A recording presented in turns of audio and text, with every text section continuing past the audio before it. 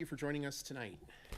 It is 7:39 on Tuesday, January 20th, 2026. This is the regular school board meeting of the Board of Education of Warren Township High School, District 121. Please rise for the pledge.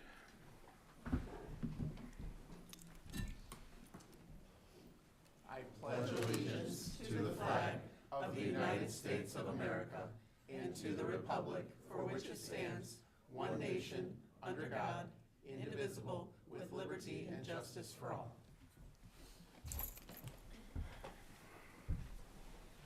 All right. So next is the approval of the agenda, where we have the opportunity to amend, change the agenda, as well as the consent agenda, if anything needs to be pulled as we vote. All right. If not, I move to approve the agenda. And looks like, well, may I have a second? Second.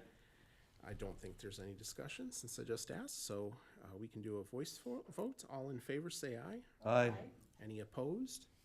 Motion carries. All right. We're moving on to public comment, where this is an opportunity for community members to address the board. If there's any audience members, I think we have at least one, that would like to speak at this time, please come forward to the podium. As we're among friends and neighbors, we ask that conduct be aligned with respect and civility, as everyone has a right to be heard. I must remind all guests to speak clearly into the microphone. State your name, relationship to the district, and by board directive, you're allowed up to 3 minutes. So I think we have Scott? Scott Gutsky. Gutsky. All right, come up to the podium, and that way that microphone is how people at home and the recording hear you. So. Good evening. My name is Scott Gutsky. I'm an assistant scoutmaster of Boy Scout Troop 671. We have 10 members of our scout troop here today who are working on a merit badge called Citizenship in the Community, which is where they learn about local community leadership and their role and responsibility as good citizens and stewards of our community. And I do want to thank you guys all for the role that you do take in our community. One of the things that the scouts told me they were interested in learning from the school board tonight is the thought process that goes into making a decision when weather is subpar as to whether we will have school, an e-learning day, or a snow day. So thank you guys so much for your time, and I hope you have a wonderful day. Oh, and I am also a parent of 2 students at Warren. Oh, awesome. Oh, thank you. Thank you. Just email Danny. That's what everyone else does. All right. So is there anybody else that wanted to speak that did not sign up to speak? All right. If not, we move on to board discussion of visitor items. Because we don't directly answer public comment questions, I know that Susan did have something she wanted to say. Yeah, I'm so glad that all of you are here. I think it's fantastic that you're learning about how to participate in the community. It's something all of us have learned from being on the school board. And I'm going to be visiting with the Scout Troop in a couple of weeks because part of the merit badge is to talk to someone from the government body that they visit. So I'm looking forward to it. Dr. Danny, do you want to say anything about weather cancellations? Yeah, okay, so I used to think that canceling school would be really fun. It was one of the things I was most looking forward to as a superintendent. And I actually remember my first superintendency when I first got to cancel school. The board president, his name was Rob Torbert in Belvedere, texted me that morning and said, "Congratulations, I know you were really excited for this." But now I hate it because usually we're making the call at like 2 in the morning sometimes. So I'm not getting a lot of sleep that night. But generally what happens is a couple days before there's some type of oncoming weather, I will talk with other superintendents in the county. So the Lake County gives out a inclement weather update to all of the municipalities and taxing bodies to let them know about oncoming weather. There are about 45 school districts in Illinois. All of us we have a shared spreadsheet, and if there's inclement weather happening, we all start to put in our notes on, hey, this is what we're thinking about, or these are the conversations we're having. Those become most applicable about 24 hours before the actual event. But today, for example, I was talking with other superintendents, including Gurney, 56 and a Woodland 50 superintendent about Friday's weather specifically. We got on a video call, talked a little bit about it, and so it's today's Tuesday, so that's 2 or 3 days ahead of when we would make any type of decision, just to make sure that we understand as a high school district how any decisions that we make impact our elementary school districts. And then I'm also looking to see what other school districts in the county are considering. Our neighboring school districts like Waukegan or Zion or Libertyville, the weather probably impacts them in a similar way as it does us, as opposed to maybe like Antioch might be getting different weather than we do. And so I'm talking to those superintendents. And typically we try to, the day before any type of inclement weather, around 12 o'clock or 1 o'clock, make a decision of what's likely going to happen. And so here at Warren, if we tell our students to take their Chromebooks home on Thursday afternoon, that means there's a likelihood that something's going to either be canceled or we're going to switch to an e-learning day on Friday. We have to make a likelihood guess on Thursday just to prepare students and staff. And then we try to make a decision no later than 5 a.m. in the morning. The reason we have to make a 5 a.m. decision is partially so that we can let families know early, but mostly it's because our bus drivers get up that early and already are on their way to work around 5:30, because if it's a really cold day or a snowy day, it takes them a long time actually to get the buses going. So there's some extra work that they have to do to make sure the buses are safe and are running when it's really cold. So if we're making a decision by 5 o'clock, usually I'm up around 2 a.m. or 3 a.m. doing a final look at the weather. A lot of people look at their like individual weather app, or they're looking at like Apple weather. I always go to weather.gov. It gives the best, most comprehensive perspective of the weather. And most of those weather apps are just pulling from that national weather data. So if you're ever wondering what a superintendent's looking at, don't look at AccuWeather, don't look at Apple Weather, just look at weather.gov. It'll give you the best information. And I don't get paid more or less depending on if we have a snow day or don't have a snow day. I have to come into work the next day whether we have a snow day or don't have a snow day. Some people think there's an incentive for me to call snow day or not call snow day. To be honest, the people that have the most incentive regarding snow days are your parents, because they have to figure out what to do with you, and the staff members, because if your teachers have a snow day, they have to make up that day just like you do. So I come to work either way. My paycheck stays the same. I know some people think there's like conspiracy theories, and I really love calling snow days or hate to call snow day. But mostly what I'm trying to do is make sure that if families count on kids coming to school because it's a warm place where they can be loved and taught and fed, then we need to try to get them here as long as it's safe. If it's not safe, then we'll push it back. But for the most part, we live in northern Illinois, so sometimes there's yucky weather. And even when it's like negative 10 degrees outside, my kids still don't wear a coat. So I have to recognize also the good and the bad of that. Some of that's like, hey, I need families to do a little bit of help to make sure their kids are safe too. So there's just a whole bunch of things like that to consider. But if we can safely have school, we'll try to have it. It might mean that you should wear a coat. All right, so that was board discussion of visitor comment items and Dr. Weisman teaching a lesson. Yes. Which, Boy Scout. yeah, I mean, I can see why you're in the field of education. So, so that was great, because I think not only do our scouts here want to learn from that, but I think there's probably about 3,000 some odd students that are curious as well. Yeah, look at them smile and nod. All right, but you're not getting your answer tonight, which is think what you wanted. So, all right, so we have soft spot for students. So we kind of went a little off script there, but I'm glad you got to hear it, and I'm sure there's a lot of others that wanted to hear it as well. All right, moving on from public comment, we have committee report, policy committee in there. Dr. Weisman, are there any comments for policy committee? Okay. All right, then we're moving on to superintendent's report. I think there was something you wanted to mention here. Yeah, I just have one thing here. It's actually regarding consent. But a lot of times, it's also connected to consent. A lot of times, most of the time, are consent items, and a lot of times the items in the superintendent report section include items from our business office. So I just want to give a shout out to Chris Green and all of her work. She does have a retirement notice, and that's up for the board to consider tonight.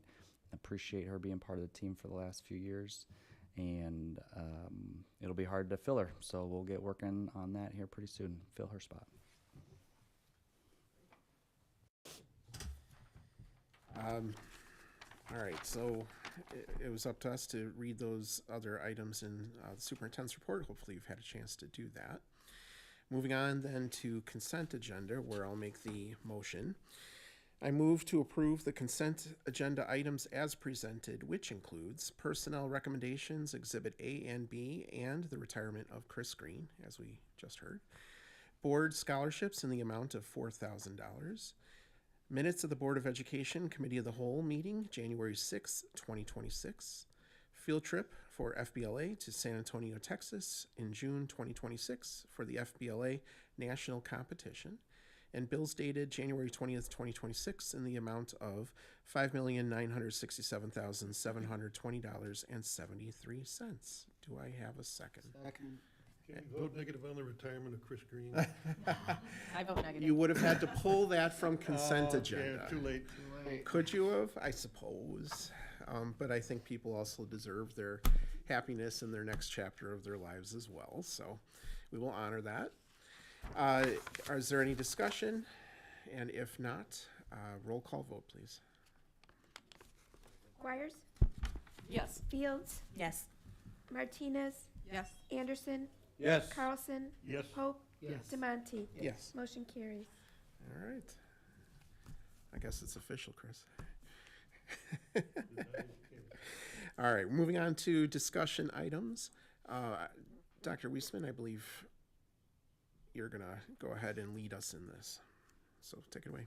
Yeah, mostly we just have these two items on the agenda for tonight. They're both kind of connected, so I think we could probably approach these as one. We did talk at the committee of the whole meeting about some of the specific strategies and progress we've been trying to make. Now that we're a couple weeks after the end of the first semester, we have some data points that were provided to the school board. And then in front of you, hopefully should be also our stoplight report, which we're trying to use as a transparency tool for multiple stakeholders, not just the school board, but internally with staff, and then it's available to stakeholders. Although I think probably the staff are the biggest target stakeholder group right now that we're trying to make sure understands what we're doing and the progress that we're making. I did tweak the stoplight key, so that yellow, I used the word trending. So yellow is we're not necessarily where we want to be, but we're either close enough that we're going to keep going in the direction that we're going, or we're trending in the right direction. There are a couple items on the report, the stoplight report, that are red. These primarily are red. Let me pull this up. Because we're not hitting our goal in all the categories that we want to hit it in. So our ninth grade on track number is increasing slightly, but it's not at that 91.6 for all of our subgroups. So we have some specific student populations that are lower than that 91. That's the same thing for the failure rate. So overall, our failure rate is hovering around that 5% that we're hoping to have overall, but we have some subgroups that have significantly different failure rates. And we did, when we talked about those a year ago, there was some board interest in making sure that we were specific when we talked about the results, that it wasn't just an overall number, but that we also discussed the subgroup data. We had a really good increase in sense of belonging. I think sense of belonging is becoming more of a topic for our school district, and sometimes some of the best things that we can do is focus people on the types of things that we want to improve. And so we're having conversations with students explicitly and directly about sense of belonging. But while that increased, our student engagement decreased. We didn't do a full student perception survey in the winter. We do full perception surveys in the fall and in the spring. But this year, I'm really grateful to the student services team. In addition to those full surveys, we did what we would just call mini surveys and only got a pulse on those 2 areas of student perception. It's a little bit easier as far as just time management and the time that students have to take surveys. We don't want students taking long surveys all year, but it did allow us to get a little bit of a pulse mid-year. Let's see, our attendance is not hitting target, but it's close. We're at that 94% attendance where we'd like to be at 95, so I have that 94 as a yellow. I think our behavior, for the most part, I gave the board some specific behavior data. A lot of our behavior data is attendance or tardies. That's just a connection that I'd make here. You're able to, through the link that's in the board meeting, look at all 6 goal areas of our strategic plan, and there's some written updates as documents that are in there. January updates. So if you look through, for example, in Goal 1, Opportunity and Belonging, there'll be a document in there, and it'll have a January update for all the different strategies that you can read. Yeah. So on the freshmen on track and the subgroups, Mhm. have we taken the underperforming segment of this, of any group, all groups, whatever, and compared their incoming reading scores? You know, like what are the reading scores of the groups that are, even with all the additional supports that we've given them, and it has helped in a lot of areas. As you look at the subgroups, some of them are doing significantly better and others are not.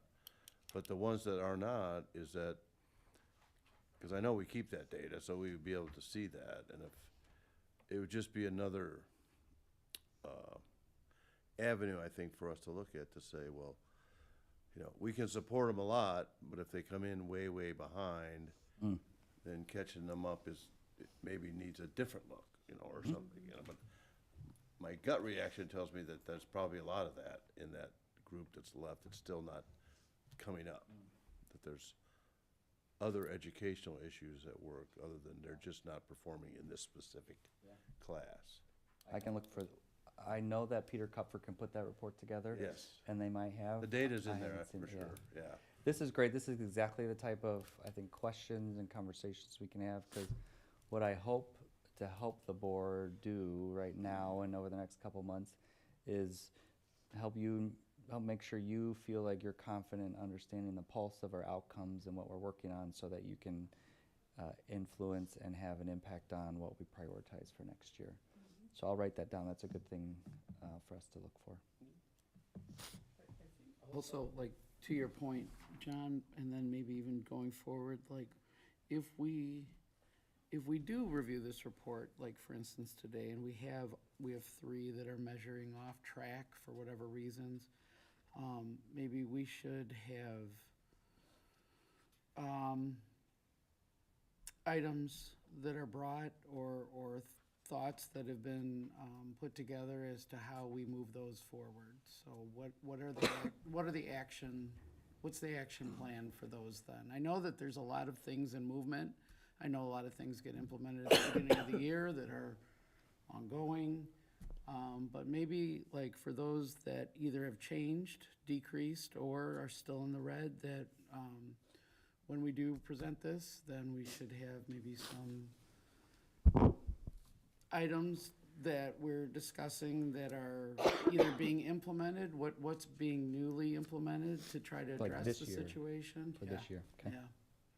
Yeah, if we're not seeing, pardon me. Part of understanding why they're underperforming. No, I understand what you're saying. Yeah. First, you have to understand why before you can address it. Yeah. A more But I agree, basic question. needs to be addressed. This, where the target is written as increased by 5%, from what? 2024, 2025? The goal that we made was based on, the goal was set, let me pull it up. the goal was set off of the 2024 data.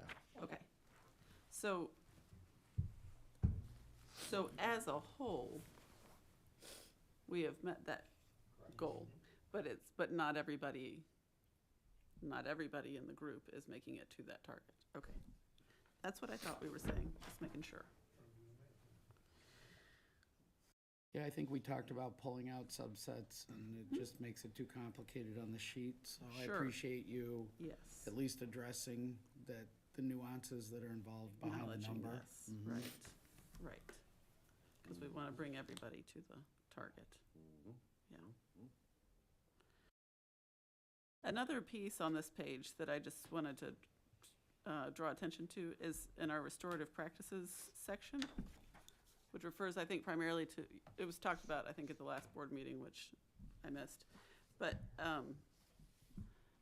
does that refer only to repair conferences, or are there some other things that are included in that? Okay, yeah. So I think that's been going on for 3 years, but maybe has lost a little bit of steam. And we have some more like detailed information in here about events that have happened. And it looks like, I think it was that at Almond in particular, the number of repair conferences this year is a little lower than it has been previously. But it looks like, the discipline situations are roughly the same. So I'm wondering if that means that it would be good for us to draw attention to, or do some more training or communication about, or something to help boost the visibility of repair conferences is something that students and teachers could use as a tool. Because I think one of the things that I really appreciate about Warren is what a diverse, in many different senses of the word, community we are. And I think one of the things that we can give students because of that fact about us is an opportunity to learn how to collaborate, get along with, resolve conflict with people who have a different life experience, a different background, whatever. So I see restorative practices as a really valuable tool for accomplishing that goal that I would love to see us. Are there specific criteria that necessitate a restorative conference? I know we kind of talked about this before, but or is it really just based on a situational,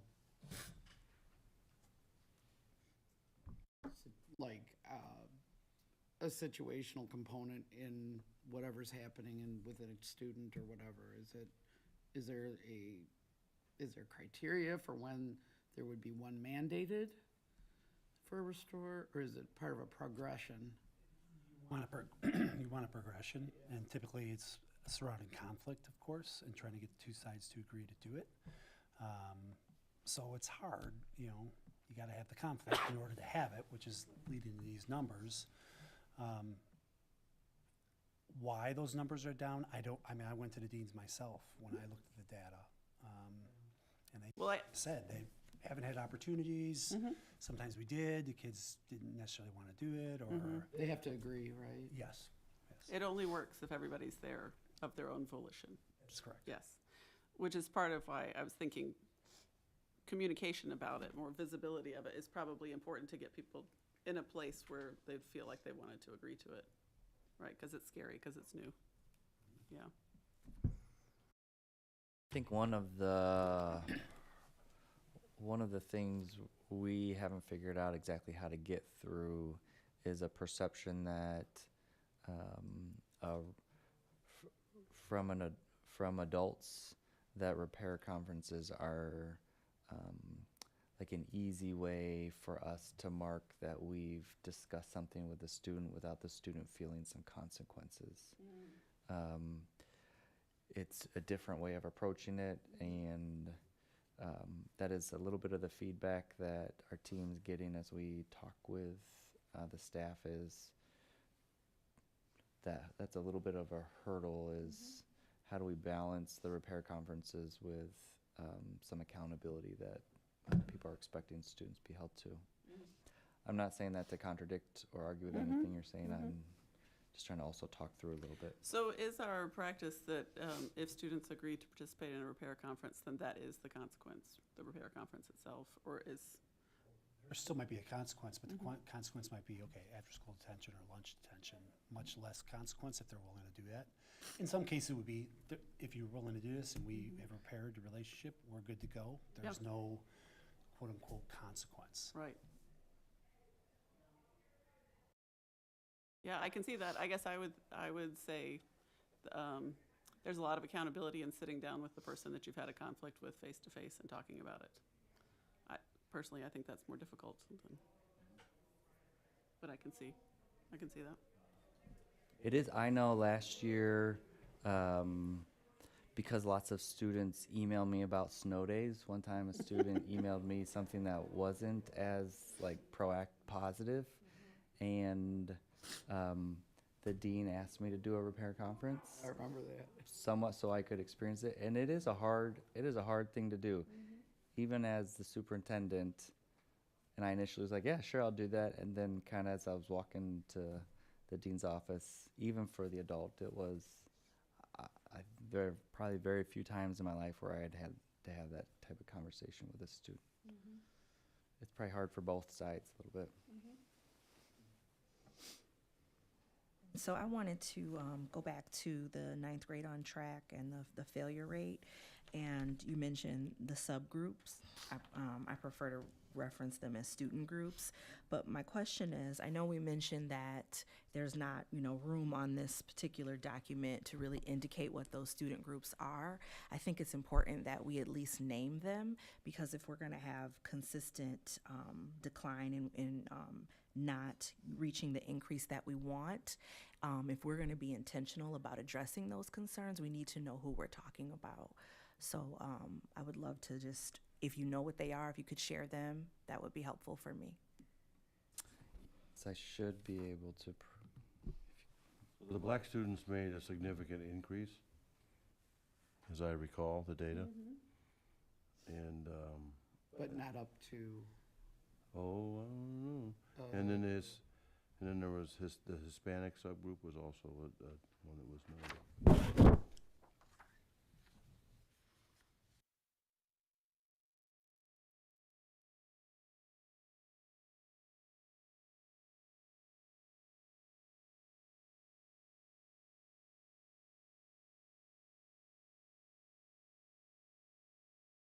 So right now,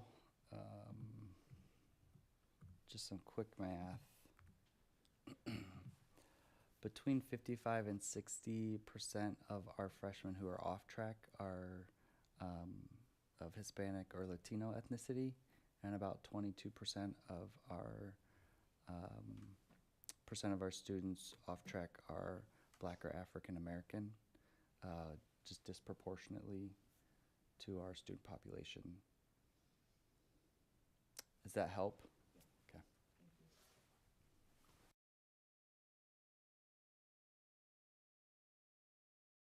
when we were talking about the subgroups, the different student groups, when we subcategorize the total, then the Hispanic group and the Black groups were failing at a higher rate.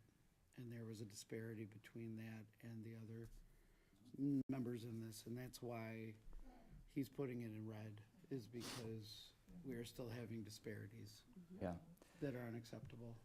We have seen an increase in the freshman on track rate for all of our students, but a higher increase for our Black or African American students and our Hispanic or Latino students. When you But say it's still increase, increase in the number of students who are freshmen who are on track. yes, correct. Not an Sorry increase if I in mixed that failure, up, yeah. right, just to be sure.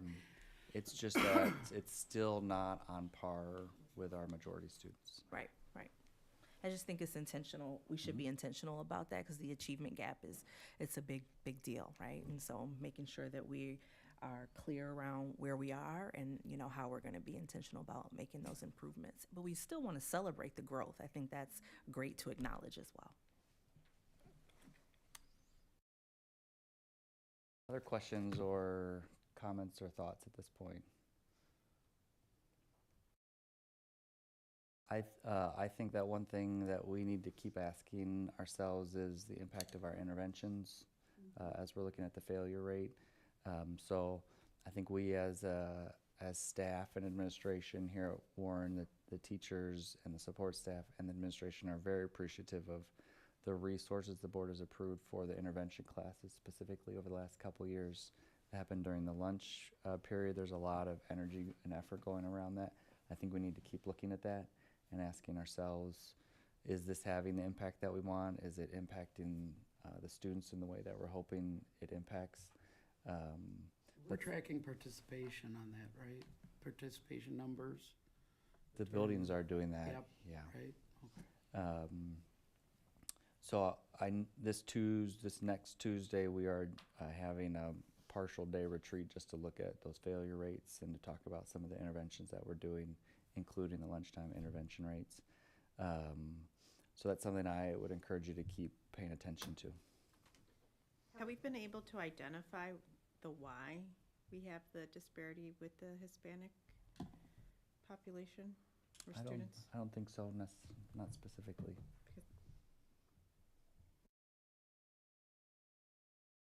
Run to say, okay, it may be this, it may be that. That's why we're gonna look at what their scores were when they came in. Because the trend may be they were just farther, through no fault of their own, I'm saying. But they were just at a different level when they came in. It makes it even harder for them to stay on track. I don't know if that's the case, but we need to know that. It's one of the things that we need to know.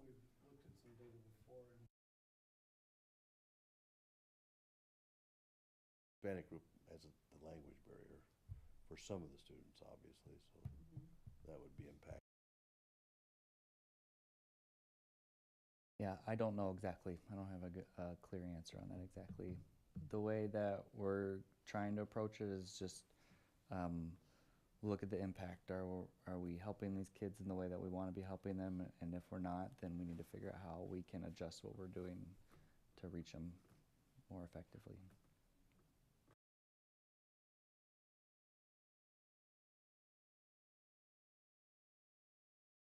That, do you need anything on next year improvement priorities? Nope. No, okay. That you'll pull out of our discussion, it sounds like. All right, good discussion. Just as a general comment, it was really neat to see people that maybe their profession is not education, really deeply diving into some of these core issues of what impacts kids, and I thought, pretty nice job, actually. For people, some that are non-educators, you're asking really, I think as a board, good questions and the right questions, and this is where our time and energy and resources should be spent, is trying to figure out these problems. So I just wanted to give a kudos to the board for that discussion. It was kind of neat to see in here, so. I had nothing further to add. You all did a great job with that. All right, so we're moving on to action items where we have a bunch in here. So first one being the approval of the MTSS handbook for the 2025-2026 school and 2026-2027 school years. My notes show that we have no administrative comments. There were some notes to us that explained why we're now going to be seeing this moving forward. Therefore, I move to approve the initial MTSS handbook for the 2025, 2026, and 2026-2027 school years as presented. Second. Okay. Any discussion? I just want to say thank you again for putting this together. It's extremely important. It's going to be an extremely helpful tool for some parents, so. And I'm going to kind of, since you made a comment on that, just bring it back to the previous comment. Putting stuff like this in front of us helps us to understand what's being done internally, helps us to see the adjustments. It's good for us to put our names and stamp of approval on stuff like this. So, yeah, I think I echo what Beth had to say. All right, roll call vote, please. Sorry. Fields, Yes. Squires, Yes. Pope, Yes. Martinez, Yes. Anderson. Yes. Carlson. Yes. Demonte. Yes. Motion carries. All right, moving on to More roof work. I feel like this is a standing agenda item, and once we get finished, I think someone else stated it, that we'll just we're back to wherever we started, and it's just this continuous just process of repairing, replacing roofs. I believe Chris Green has some comments before I make the motion. Bye, Scouts. They have school tomorrow. Thanks for coming. Yeah, Yeah. yeah, Thanks for being here. that Well, is you'll have a roof over your head. huh? Don't that is forget the your priority. coats. School tomorrow. Yes, yes. All right, go ahead, Chris. Get outside. So the bids were open on December 16th. We had 5 bids. C.E. Crawley reviewed the bids and the scope of work and the specs. And the low bidder was Knickerbocker Roofing and Paving with the base bid work and alternate in the amount of $3,665,965. All right. Thank you for all the work that's going into this. Again, it's the gift that keeps on giving, and also Mr. Crowley's efforts as far as being our go-to subject matter expert on roofs. So that's been nice as well. I move to approve the 2026 WTHS roof work phase 4, right? Yep. Bid and award Knickerbocker Roofing and Paving as presented. Do I have a second? Second. Okay, any discussion? If not, roll call vote, please. Pope, Yes. Carlson. Yes. Fields. Yes. Squires. Yes. Anderson. Yes. Martinez. Yes. Demonte. Yes. Motion carries. All right. Moving on to the Transportation Department pickup truck. I believe Chris Green also has some comments on this. So the bids were publicly opened on January 7th. We had 2 bidders, but the second bidder's packet did not come until the following day on January 8th. So they were disqualified. So we had 1 bidder.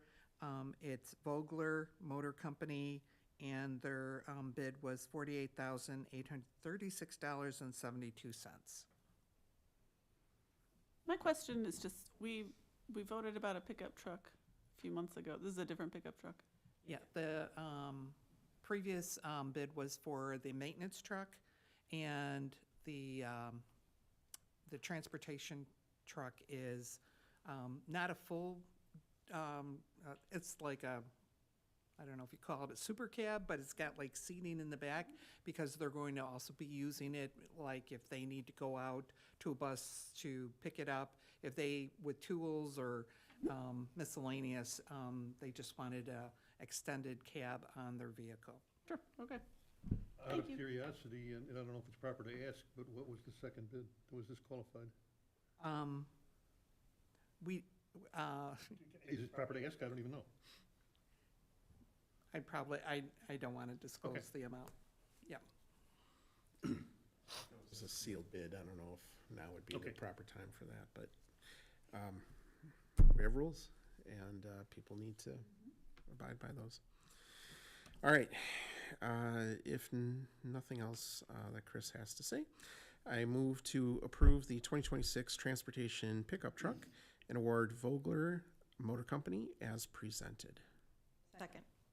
Any formal additional discussion? If not, roll call vote. Squires. Yes. Fields. Yes. Martinez. Yes. Anderson. Yes. Carlson. Yes. Pope. Yes. Demonte. Yes. Motion carries. All right. Our last item is authorization to begin the budget for the 2026-2027 school year. We talk about the budget pretty regularly. I don't believe Chris has any additional items. So therefore, I move to approve the resolution for preparation of the budget for the 2026-2027 school year. Second. Any discussion? All right, roll call vote. Fields. Yes. Squires. Yes. Pope. Yes. Martinez.